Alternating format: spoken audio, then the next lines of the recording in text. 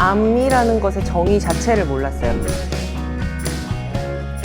누구나 암에 걸릴 수 있다. 다르게 보지 말자라는 시각을 가지자는 거죠.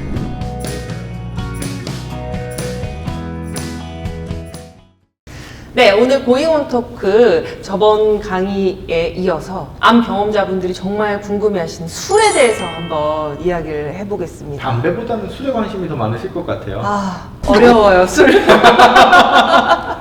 네, 이 술도 암과 엄청난 연관성이 있다고 알고 있거든요. 술 자체가 우리 건강에 안 좋은 영향을 미치는 건 이 알코올이라는 물질은 기본적으로 우리 몸 안에 들어가면 간에서 대사가 돼요.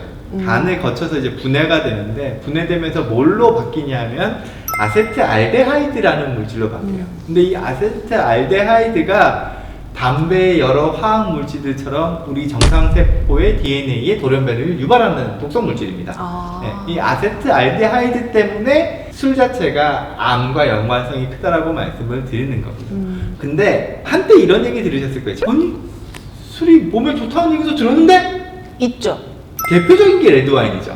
그러니까 와인은 항상 괜찮다고 네. 들었거든요. 레드와인 안에 있는 특정 물질이 우리 심혈관계에 작용을 하면서 적정량의 술을 꾸준히 마시면 꾸준히요? 심혈관계 질환이 예방된다는 얘기가 있었는데요. 이게 비슷한 연구 결과가 담배에도 있었어요. 담배를 오래 피면 알츠하이머 치매가 예방된다는 얘기가 있었어요.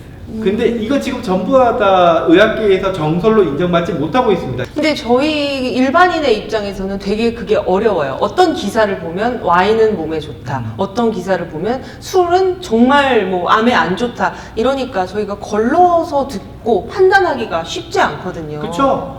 술 안에 정말 5만 가지 물질이 있을 텐데 그 중에 요만큼이 몸에 좋은 효과를 낼 수도 있는 거예요. 수도! 네, 근데 요거만 골라서 먹을 수는 없잖아요. 그렇죠. 예를 들어서 레드와인 안에서 우리 심혈관계에 도움이 될 수 있는 물질만 쏙 뽑아가지고 약을 만들어서 개발을 한다 그러면 그건 뭐 도움이 되겠죠. 하지만 이 물질을 먹기 위해서 이만큼의 레드와인을 매일같이 먹어야 된다 그러면 그거는 득보다 실이 많다라고 이해하시는 게 바람직할 겁니다. 근데 술도 이전 강의인 담배만큼이나 이게 중독성이 엄청나잖아요. 그렇죠. 근데 이거에 대해서 어떻게 저희가 다스려야 될지, 이 중독이라는 게 제 의지로 되는 건 아니잖아요. 담배의 중독성만큼이나 술의 중독성은 어마무시하게 무서워요. 그 중독성을 절대로 간과해서는 안 됩니다. 제가 예전에 대학병원에서 근무를 할 때 간암에 걸린 아버지예요. 마지막 치료 방법은 간 이식밖에 없어요.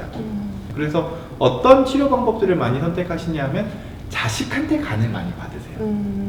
그래서 내가 술을 너무 많이 마셔서 간이 망가진 다음에 심지어 자식의 간을 이식받았어요. 근데 그 다음에도 술을 못 끊으세요. 그리고 자식에게 받은 간까지 망가지는 경우를 봐요.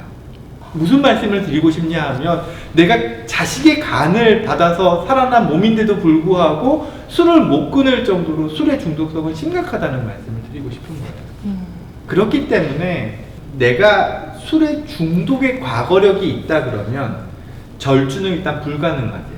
내 입에 술이 닿는 순간 나는 다시 그 짜릿한 술의 세계로 확 들어갈 수밖에 없는 생물학적인 중독을 가지고 있어요.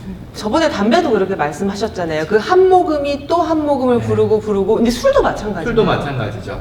근데 담배는 암 경험자뿐만 아니라 모든 사람들이 담배를 끊어야 된다라는 사회적인 인식이 충분히 우리 사회에는 형성되어 있어요. 하지만 술에 있어서도 과연 그럴까요? 근데 술은 좀 뭐 사람들이랑 같이 어울리거나 이럴 때 꼭 빠지지 않잖아요. 근데 원래 술을 이제 드셨던 분들이 그런 자리에 갔을 때 이거를 남들 먹는 걸 보고 물을 마시고 참는 게 이게 저도 쉽지 않았거든요. 술은 분명히 우리 건강에 나쁘고 암을 유발하는 발암물질이에요. 하지만 아직까지 사회 문화적으로는 우리가 술에 대해서는 조금 허용적인 태도들이 있어요. 미국에 있는 임상암학회라든지 영국에서 여러 가지 술과 관련된 암 경험자들을 위한 가이드라인을 보면 술은 암에 백해무익하다라는 걸 전제로 깔고요.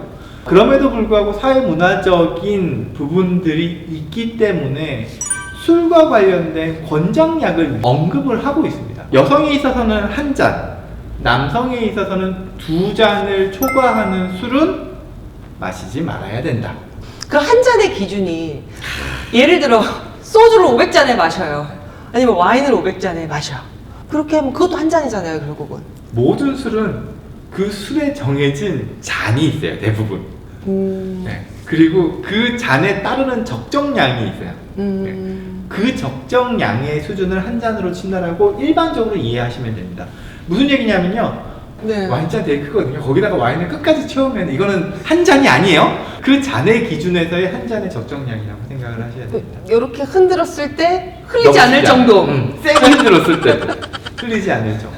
근데 그렇다고 해서 그 정도의 술이 우리한테 아무런 영향을 미치지 않는다는 의미는 아니에요. 내가 가까운 지인들과 정말 즐겁게 샴페인이든 와인이든 맥주를 한 잔 내지 2잔을 즐길 수 있다면 그 술은 술이 주는 해보다 내가 정서적으로 얻는 이득, 내가 사회적으로, 사회문화적인 이득이 조금은 크기 때문에 그 정도는 우리가 즐길 수도 있겠다. 어렵네요. 술 먹기 정말 어렵네요. 그쵸. 네. 맞아요. ASCO가 가장 공신력 있는 전 세계적인 암에 대한 학술 기구거든요. 거기서 언급하고 있는 게 첫 번째, 암에 술은 일단 나쁘다. 두 번째로 언급하고 있는 거는 남성에 있어서는 2잔, 여성에 있어서는 한 잔을 초과하는 술은 분명하게 권장하지 않는다. 그 외의 술에 있어서는 일단 본인의 임상 의사와 상의하기를 바란다.